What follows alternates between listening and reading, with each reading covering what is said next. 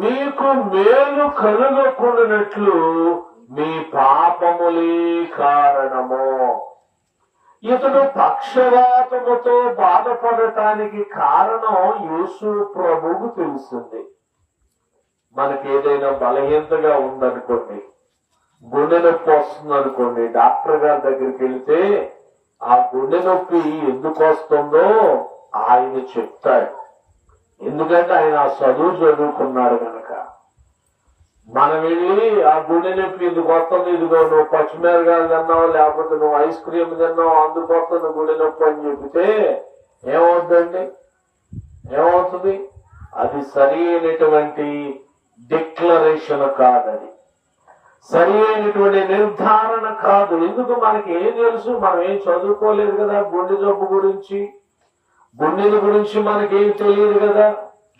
కాబట్టి మనకు తెలియ